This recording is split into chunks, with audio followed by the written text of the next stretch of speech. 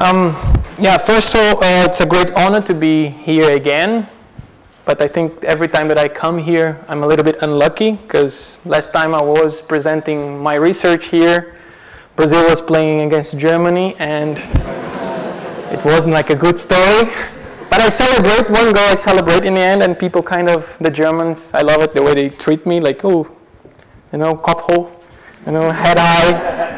Okay, you still have 5 stars in your breast, so it's okay. So thank you very much, and thanks for the solidarity in a sense, and I'm always glad to come back. So why fan culture matters? So that's going to be my objective here. That's away from this field of natural science that goes to social sciences in a sense. But I have a disclaimer. I'm not going to be naked here today, no, but trust me, this is also part of fan culture. Sometimes people invade and stops the game for one reason or another. But I kind of admire some Eastern Germans with their FKK culture to be naked sometimes. But that also happens in football.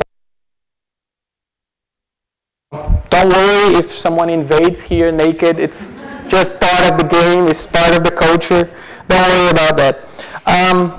But before I have anything else, I was a football fan. So everybody here present the way they work, and it's in a nice laboratory or is in a nice bureau. Actually, part of my work actually is visit as many games and talk to football fans all around the world as possible. And we have a rule in Brazil.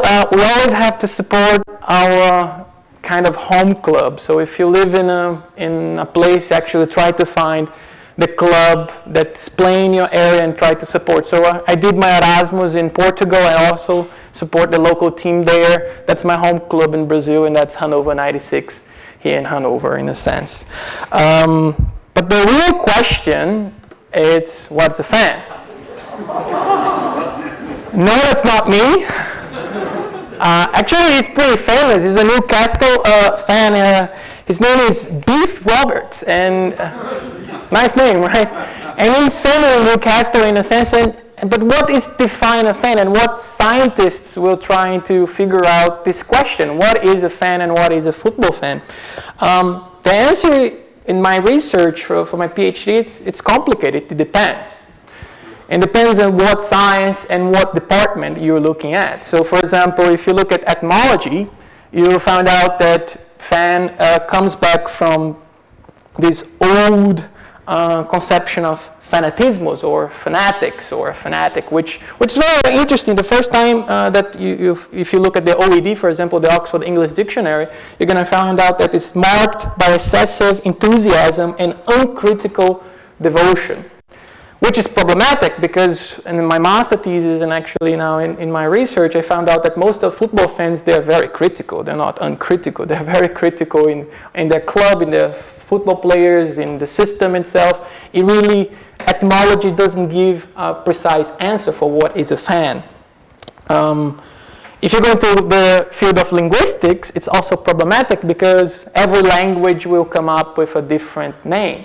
So for example, in my own language, Portuguese, in Brazil, they say one thing, which is torcedor, which comes from twist, which is basically the essence of mixing football and carnival. We're twisting in the stadium, dancing and so on. But when I spend my Erasmus time in Portugal, they have another name. Even if it's the same language, they use adapto, which comes from the adopter, like a religion, which is the same language, but they use in different way.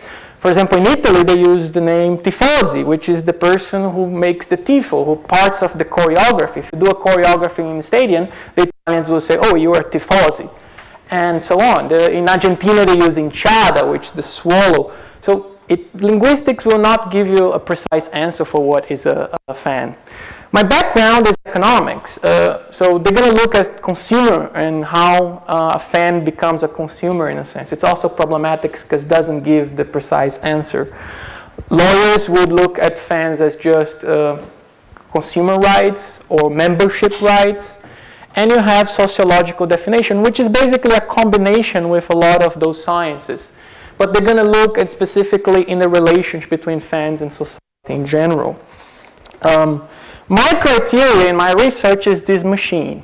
which, does anybody knows here what this machine is? And that's, I think that's one of the most beautiful inventions of modern science, in a sense. That's a turn slider. It was invented in 1916 by a grocery store owner who wanted to count how many consumers will visit, their supermarket. I tried to use the same criteria. I just analyze fans who actually visit the stadiums as often as possible. Actually, I tried to create a mathematical conception which is at least 40 hours per season that I will qualify as a fan. If you are not on that area, according to my research, you will not be qualified as a fan. You're going to put some other definition. Maybe consumer, simple fan, it becomes really complex. This machine actually helped my research to basically count the number of people who actually come into the stadiums, in a sense. What about fan culture?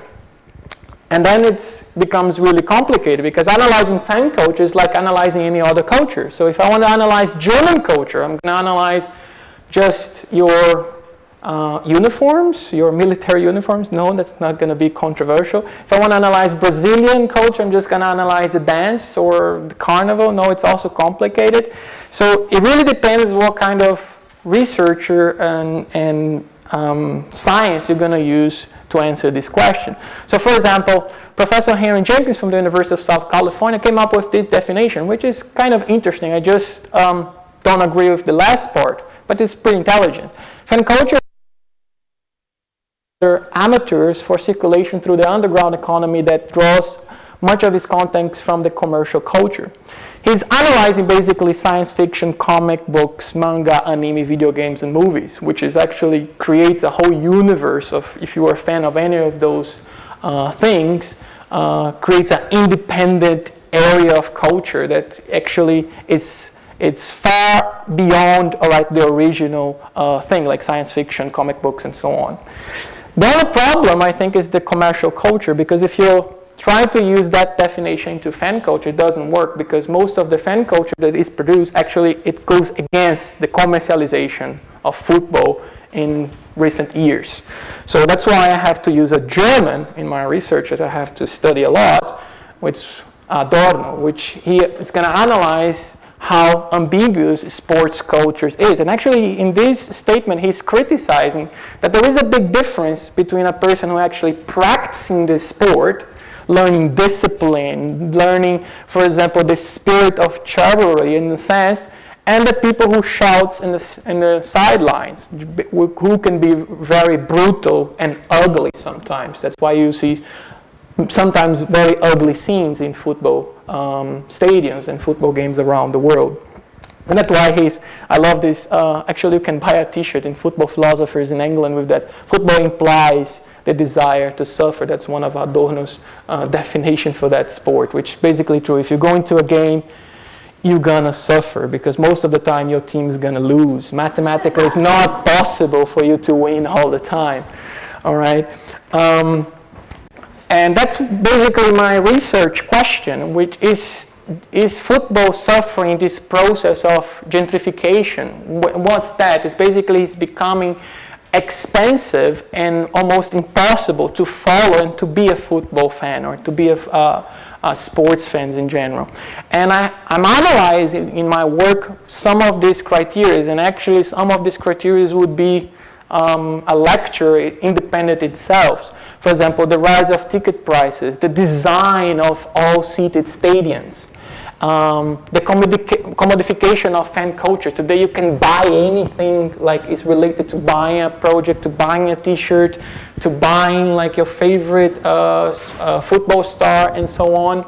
And the disappearance of football dissidents, for example. You don't have a guy who actually criticized the whole system like Maradona you had in the past, or Garrincha, or Eric Cantona. Actually, our football stars are becoming more and more domestified, which basically they behave like their bosses want. So for example, if you want to analyze hard data, actually if you want to do real science, we have to have some hard data. There's a study published recently in Brazil analyzing the rise of ticket prices, and we will find out, for example, that Brazil has the most expensive tickets in the world today. And you have to compare to the average income. So for example, in Germany, you can buy in a year with your average income almost like 1,700. Oops, sorry. So.